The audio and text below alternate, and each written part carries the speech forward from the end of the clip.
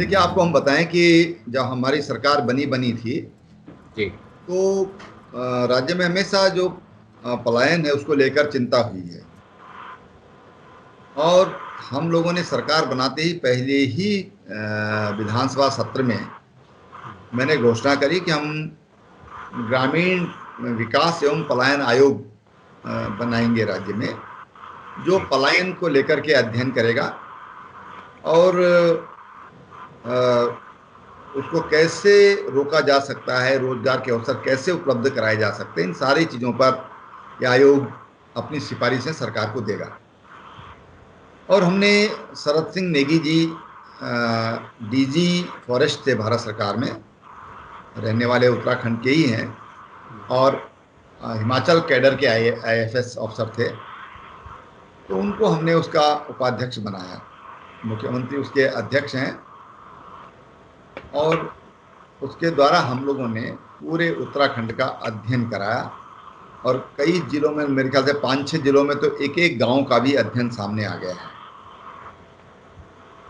तो जो पलायन को लेकर जो चिंता थी वो बहुत बड़ी चिंता थी, क्योंकि इसलिए नहीं कि गांव खाली हो रहे हैं, बल्कि इसलिए भी कि हमारी सीमाएं अंतर्राष्ट्रीय सीमाएं हैं और सामरिक दृष्टि से सीमाओं पर लोगों का रहना बहुत जरूरी है। नहीं तो करगिल जैसी हालात बन सकते हैं कभी भी। और इस कमेटी अपनी रिपोर्ट दे रही है, अध्ययन करती है वो। और जैसे मैंने बताया कि उन्होंने अपनी 5-6 जिलों की स्टडी दे भी दी है, जिसमें एक एक गांव का जिक्र है और उस गांव में किस तरह से पलायन हुआ उसके बारे में एक एक चीज पर उसमें विस्तृत रूप से जानकारी दी गई। वहां पर सुविधाएं क्या है उसकी जानकारी दी गई, पानी है, बिजली है, सड़क है, टॉयलेट्स हैं आजकल, और कितने लोगों के पास अपने घर हैं, नहीं है, हर चीज मतलब उसमें उन्होंने बड़ा विस्तार से उसका अध्ययन किया है। और हम लोगों ने भी एक राज्य सरकार ने पलायन आयोग तो कर ही रहा है, लेकिन हमने जो जो हमारे अति संवेदनशील एरिया है, सीमांत क्षेत्र हैं, तो उसके लिए हमने मुख्यमंत्री सीमांत क्षेत्र विकास निधि, ये हमने इसी बजट में उसका प्रावधान किया है, ताकि जो लोग गाँव में हैं वो गाँव में ही रोजगार खड़ा कर सकें। अभी अचानक ये कोविड का प्रकोप हो गया और लगभग 3,30,000 से अधिक लोग वापस अपने घरों के लिए लौटे हैं। उसमें बच्चे भी हैं, बड़े भी हैं, युवा भी हैं, सभी तरह के लोग हैं।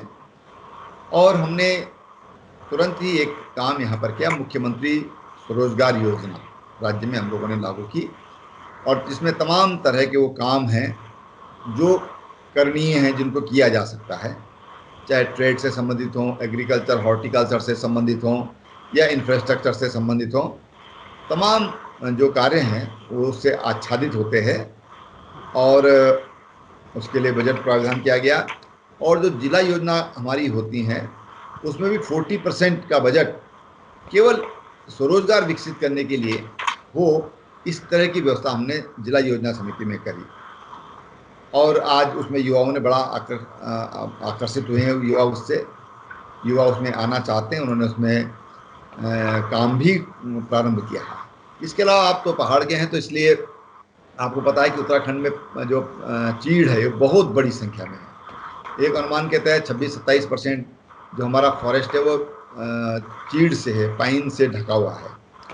तो हमने उसकी पत्तियों से बिजली बनाने का काम हमने शुरू किया है। उसकी पत्तियों से चारकोल बनाने का काम ये शुरू किया है। उसकी पत्तियों से पैलेट्स बनाए जा रहे हैं, जो कि जो कोयले का विकल्प है, और बहुत अच्छा उसका फ्लेम है। उसमें कीमत भी गैस से 1/3 उसकी आ रही है, और बड़ी इजीली उसको इस्तेमाल किया जा सकता है। विशेष रूप से जैसे कॉमर्शियल इस्तेमाल उसका बहुत बेहतर हो सकता है, बॉयलर में उसका इस्तेमाल हो सकता है, जो होटल्स हैं उसमें उसका बेहतर इस्तेमाल हो सकता है, क्योंकि उसमें धुआं नहीं है, धुआं रहित है वो, और बहुत अच्छी फ्लेम उसमें है। तो उसकी भी एक फैक्ट्री लगी है। ऐसे चीड़ के रेजिन पर आधारित एक फैक्ट्री हमारे यहाँ लगी है बैजनाथ बागेश्वर में। तो हमने जो हमारे पास जो प्राकृतिक संसाधन है वो हमारे लिए सस्ते भी हैं और उपलब्ध भी हैं, तो हमने उस पर काम किया। हमने एक अभी एक योजना और लॉन्च करी कि 25 किलोवाट बिजली जनरेट करने के लिए, उसके लिए हमने 10,000 लोगों के लिए उसके लिए निर्णय लिया है, क्योंकि इसमें हमारे जो सब स्टेशन है उसके 100 मीटर के दायरे में ही ये प्रोजेक्ट लग सकते हैं जो ये सोलर एनर्जी के हैं। क्योंकि अगर हम बहुत दूर जाएंगे तो उसमें बहुत ज़्यादा खर्चा ज़्यादा हो जाएगा, उससे लाभ कम होगा। तो उसके बावजूद भी 10,000 लोगों को रोजगार उसमें मिल सकता है। हमने जो टैक्सी बाइक का लाइसेंस हमने राज्य में जारी किया, उसमें भी हमने टारगेट दिया है 10,000 लोगों तक टैक्सी बाइक टैक्सी के लिए लोगों अपने अधिकारियों से कहा है कि उसकी आप तैयारी करें। राज्य सरकार 2 साल का इंटरेस्ट उनका राज्य सरकार देगी। इसी तरह से होम स्टे योजना हमने राज्य में चलाई जो बहुत ही लोकप्रिय हो रही है।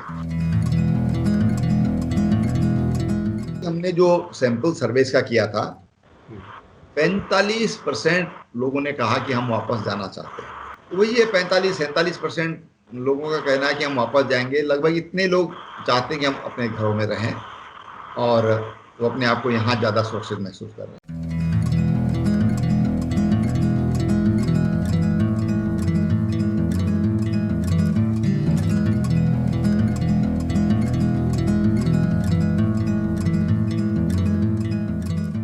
देखिए, हमने इसके लिए अभी एक कमेटी बनाई है, बल्कि कल परसों ही उसका गठन हुआ है, जो इसको मॉनिटर करेगी। उसके जो हमारे पलायन आयोग के उपाध्यक्ष हैं नेगी जी, उसके उनकी अध्यक्षता में बनाई है।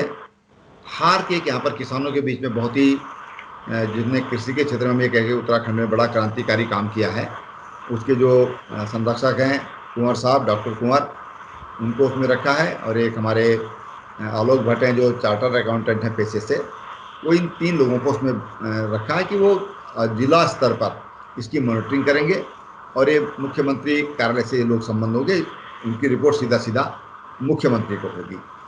क्योंकि अभी नई योजना है, लोगों की समझ में भी थोड़ा कम आई है, थोड़ा भी लोगों का मन भी दोहरा है कि रुकें जाएं, थोड़ा इस तरह की भी दिक्कतें हैं। लेकिन मुझे लगता है कि समय आने पर लोग अपना मन स्थिर करेंगे और फिर काफ़ी संख्या में लोग रुकेंगे। देखिए, ऐसा कि कोई भी चीज़ है, सरकार कोई भी काम करेगी, सरकार एक नीति बनाएगी और निश्चित रूप से थोड़ा नीति बनाने में समय लगता है। इस समय का अभाव भी है। फिर प्राथमिकता इस समय कोविड से बचाव है। अगर टॉप प्रायोरिटी किसी भी सरकार की है तो हम कोविड से अपने लोगों को कैसे बचा सकते हैं, वो प्रायोरिटी है।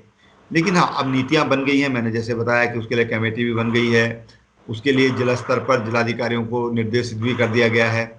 और कई जगह मैंने देखा, पौड़ी जिले में आप गए थे तो पौड़ी जिले के में देख रहा था कि उन्होंने क्लस्टर योजनाओं पर फिशरीज की चालू की है। एक ही चेन में 5-5, 7-7 मछली के तालाब बना दिए, उसी में हमने ये गौट्री कर दी, उसी में हमने ये मुर्गी पालन कर दिया, पोल्ट्री कर दी।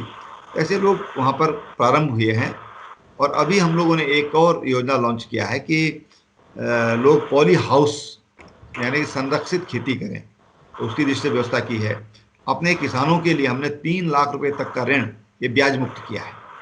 और अगर समूह में अगर कोई खेती कर रहे हैं या कोई अन्य कार्य कर रहे हैं तो उनके लिए 5 लाख रुपए तक का ऋण, ये ब्याज मुक्त ऋण हमने राज्य में लागू किया है, ताकि लोगों को जो आर्थिक जो दिक्कतें होती हैं, दिक्कत के इस आर्थिक तंगी के कारण उनकी जो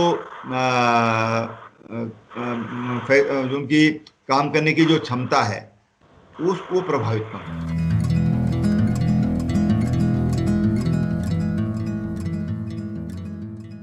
देखिए, चकबंदी के लिए जो अभी सबसे अच्छा एक्ट उसमें उत्तर प्रदेश का माना जाता है। और हमने भी राज्य में स्वैच्छिक चकबंदी के लिए, जब मैं कृषि मंत्री था उस समय, एक आदेश मैंने खंडूरी जी से कराया था। उस कमेटी का चेयरमैन मुझे ही खंडूरी जी के द्वारा बनाया गया था और हमने हफ्ता 10 दिन में उस पर निर्णय लिया था। और उसमें भी कुछ हमने सुविधाएं जो किसान हैं उनको देने का हम लोगों ने उस नीति के अंदर व्यवस्था है। दूसरी बात यह है कि हमारे राज्य में जो सबसे बड़ी पहाड़ी क्षेत्रों में जो सबसे बड़ी प्रॉब्लम है वो है हमारी जो ज़मीनें हैं वो गोल खाते की ज़मीनें हैं, यानी कि एक खाते में कई कई उसके मालिक हैं। इस तरह की व्यवस्था हमारे अभी तक रही है गोल खाते की वजह से। तो अब कुछ लोगों को हमने अवेयर किया, जागरूक किया कि भाई एक भाई कहता है कि मैं करता हूँ, दूसरा भाई कहता नहीं करता हूँ। कई बार इस तरह की दिक्कतें गाँव में हो जाती हैं। तो जो चकबंदी एक्ट है, चकबंदी एक्ट में ऐसा है कि एक भी व्यक्ति अगर शिकायत करता है तो फिर आपको पहले उसकी शिकायत का समाधान करना होगा। लेकिन हाँ, हम उस दिशा में हम लोगों ने प्रयास किए हैं, उसके लिए हम कैबिनेट में उसको ला रहे हैं और किस ढंग से ये नीति व्यवहारिक बन जाए, किसानों के अनुकूल बन जाए, उस पर विचार करेंगे। जंगली जानवरों का खतरा है, हम उसके लिए अभी एक योजना हम बना रहे हैं राज्य में कि हम 5-7 हज़ार आदमियों की भर्ती करके और हम उनको जो जंगली जानवर हैं उनसे लोगों में जागरूकता पैदा करने और उन लोगों को एजुकेट करने का काम, और ये पशु गांव में ना घुसे। अब विशेषकर जो खतरनाक किस्म के पशु हैं जो मैनिटर हो जाते हैं, तो उनके प्रति जागरूक करने का काम इनके द्वारा करेंगे। उस पर हमारा आजकल चिंतन चल रहा है। मैं समझता हूँ कि बहुत जल्दी उस पर सारी स्थितियाँ साफ हो सकेंगी, स्पष्ट हो सकेंगी।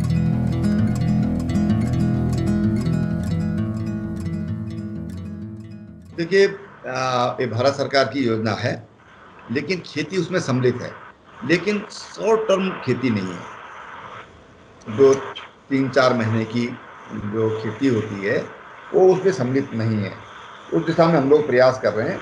बाकी मनरेगा में हमारे राज्य में लगभग 36,000 से अधिक लोग इस समय मनरेगा में काम कर रहे हैं और लगभग 45,000 लोगों ने अपना उसमें रजिस्ट्रेशन कराया है। तो लगभग 35,000 प्लस लोग आज मनरेगा में काम कर रहे हैं। जहाँ तक डबटेलिंग है मनरेगा और जो हमारी कृषि है, तो कृषि के कई कार्य मैंने जैसे बताया कि जो लॉन्ग टर्म के हैं उसमें वो अनुमन्य है, लेकिन शॉर्ट टर्म में भी भारत सरकार ने उसको अनुमन्य नहीं किया है। भारत सरकार अगर विचार करेगी तो राज्य सरकार उसके अनुकूल, उसी के अनुसार अपने राज्य में निर्णय लेगी।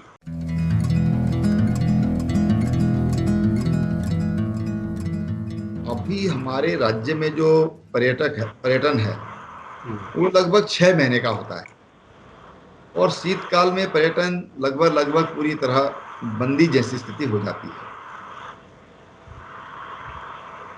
अगर हम ठीक इसके विपरीत देखें कि यूरोप के कई देशों में लोग सर्दियों में वहाँ भी माइग्रेट करते हैं और वहाँ पर वो काफ़ी महंगे होटलों में रहते हैं, काफ़ी उनका खर्चा होता है और ठंडा भी काफ़ी होता है। अगर उन देशों की तुलना हम उत्तराखंड से करेंगे तो उत्तराखंड में उसके मुकाबले ठंडा बहुत कम होता है। फिर यहाँ पर सर्दियों में भगवान की दया से खूब धूप खिलती है, उसके कारण जो सनबाथ करते हैं लोग, यूरोपीय देशों में काफ़ी प्रचलन है, उनको आकर्षित करेगा।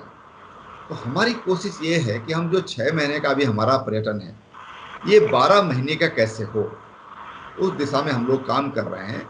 जो 13 डिस्ट्रिक्ट 13 न्यू डेस्टिनेशन में, इसीलिए हम लोग उसमें थीम बेस्ड इन डेस्टिनेशन को बना रहे हैं। हम लोग कहीं पर वेलनेस का है, कहीं पर योगा का है, कहीं पर हमने ट्यूलिप गार्डन हम लोग पिथौरागढ़ में बना रहे हैं, उसका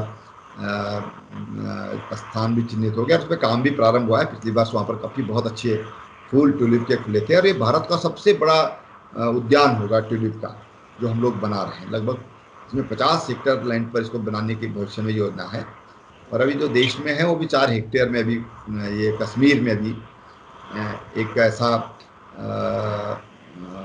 डेस्टिनेशन है, लेकिन यहाँ पर हम उसको बहुत बड़ा हम लोग बना रहे हैं। टिहरी में जैसे हम लोग वहाँ पर बहुत बड़ी लेक है तो उस पर वाटर स्पोर्ट्स पर हम लोग बना रहे हैं, एडवेंचर पर हम लोग बना रहे हैं। ऐसे ही ऊधम सिंह नगर में हमारे पास 5-6 लेक हैं, तो वहाँ पर भी हम लोग जो वाटर स्पोर्ट्स है उस पर हम लोग वहाँ पर फोकस कर रहे हैं और उसमें काफ़ी फुटफॉल शुरू हुआ है। टिहरी में भी फुटफॉल अच्छा शुरू हुआ है। इसी तरह से अल्मोड़ा में हम कटारमल में कर रहे हैं। ऐसे हर जिले में हमने एक डेस्टिनेशन उसके लिए बनाए हैं ताकि जो हमारे पर्यटक हैं वो यहाँ पर आएँ। अभी जो वर्तमान स्थिति है, लगभग हमने परमिट किया था कि लिमिटेड लोग आए, लेकिन मैं आज देख रहा था कि 27,000 से अधिक लोग पर दिन उत्तराखंड में आ रहे हैं। अगर इसको थोड़ा ओपन कर देंगे तो इनकी संख्या और अधिक बढ़ जाएगी। लेकिन हमें मानते कि शरीर सुरक्षित रहना ये बहुत ज़रूरी है। उसकी देखभाल करना ये बहुत ज़रूरी है, इसलिए हमने उसमें लिमिट की है। लेकिन हाँ, हम लोग काम कर रहे हैं कि 12 महीने उत्तराखंड में यात्री आए।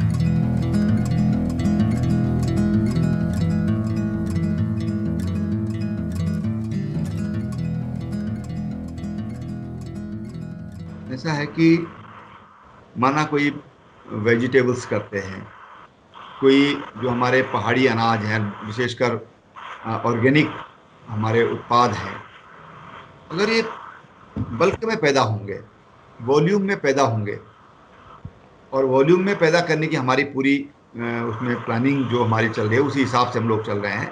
तो मुझे लगता है कि उत्तराखंड में जो भी प्रोडक्शन है, वो उसकी डिमांड बहुत अधिक है, उसकी दिक्कत नहीं होगी।